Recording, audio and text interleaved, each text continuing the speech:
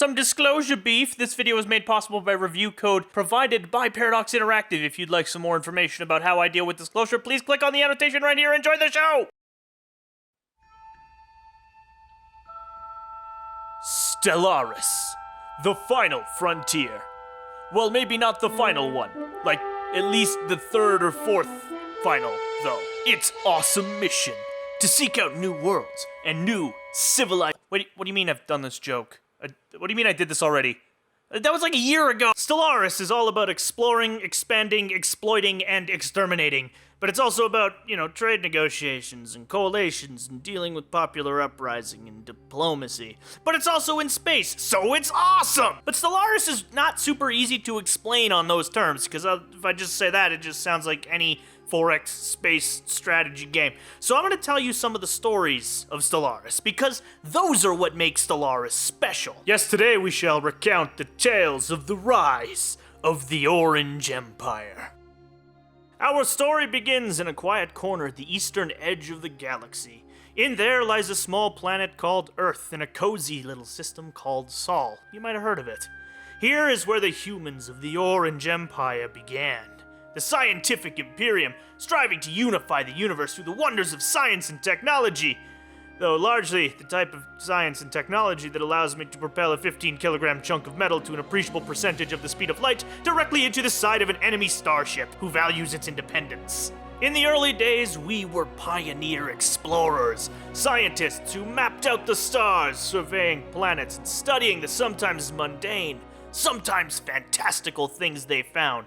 Tombs of ancient lost civilizations, impact craters of exotic meteors, a teapot orbiting a random star. No, actually, that one really happened. All the while, our scientists were improving and upgrading our technology from an ever-expanding pool of scientific breakthroughs, and only a third of them were related to how efficiently we could wipe out societies from orbit. But no good thing lasts forever, and eventually we started running into other civilizations doing just the same thing as us. Unfortunately, they were racist lion people. After that, we met some, oh good lord, terrifying cockroach people. Bomb them from orbit, bomb them from orbit! Despite looking like horrifying monsters, the cockroaches are actually total bros, and we made a peaceful alliance together to kill the lion people. Sorry, did I say kill? I didn't mean kill. I meant liberate from an oppressive regime of lion people. After a short, incredibly brutal war in which all of their military was annihilated, a group of lion people decided that being racist was kind of a dick thing to do and decided to form their own lion person nation.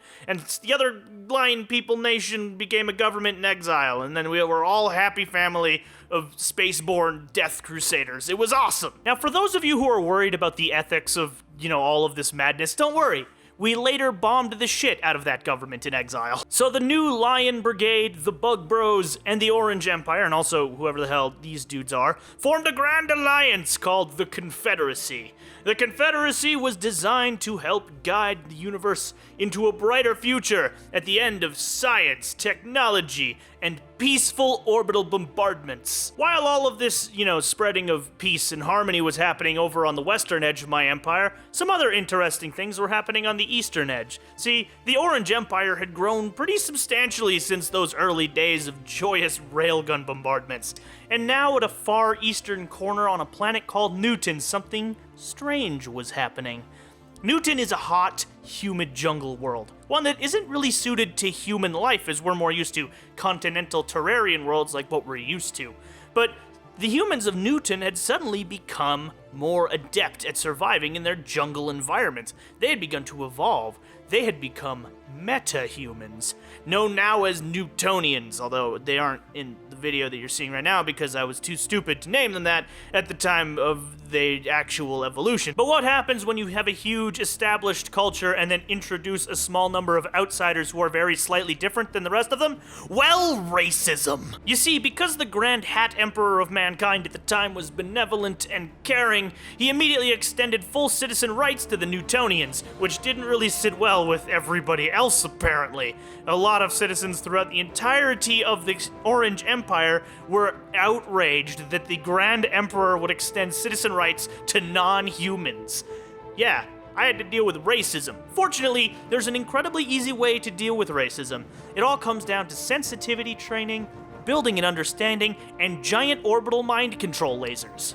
That's also a real thing. A few giant orbital mind control stations later, and all of a sudden the Newtonians, the humans, the cockroach people, the lion people, and whatever the hell these things are all living in peace together within the bounds of the Orange Empire, as a loving whole, knowing that they are all pathetic cogs in what is essentially a grand galactic conquest machine. Despite this new wonderful understanding, though, all was not quite well yet. To the far south of the Orange Empire was another empire, the Hulfir Imperium. These disgusting mushroom people, worshipping a stupid mushroom god, had integrated many of the Xeno civilizations around them into their grand empire, and now it was time to show them the truth of unity. That only the Orange Empire is allowed to unilaterally conquer and integrate societies into itself. So during our term as president of the Confederacy, we decided to unilaterally make the executive decision to force the entire Confederacy to go to war with the Hulfir Imperium. For the greater good, of course. One swift and incredibly brutal one-sided war later, and the Orange Empire had control of the Hulfir Imperium. And the Hulfir were not super stoked about this. They flared out their mushroom tendrils or whatever the hell that mushroom people have. But this isn't the end of the Hulfir war yet. You see, despite the fact that their entire military had been effectively obliterated and every planet was now under the control of the Orange Empire, they were not content with being integrated into the grand unity that is Orangeness. Therefore, they decided to set up embassies in many other states across the galaxy, and suddenly, before I knew it, the Confederacy was at war with another group of empires who sought to liberate our Hulfir friends from the clutches of unity and peace. This did not go well for any of them. Something about immediately charging their capital worlds and bombarding their home planets really causes people to sue for peace. A few million lost lives and untold billions of energy credits worth of property damage later, the war was over. The Hulfir quietly integrated into the Orange Empire and were never really a problem, mostly due to the aforementioned mind control lasers. After this war, it became clear that the Orange Empire was the single strongest force in the galaxy. Not even the ancient fallen empires could compare to its majesty and greatness, with grand fleets sporting the most powerful weapons ever created.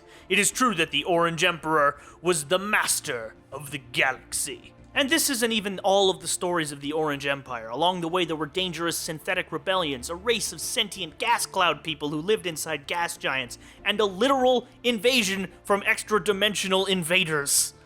Stellaris is one of those games that winds up being more than the sum of its parts, because on the surface, it seems like just another 4X strategy title, but it isn't. It's how these systems interact that make it amazing.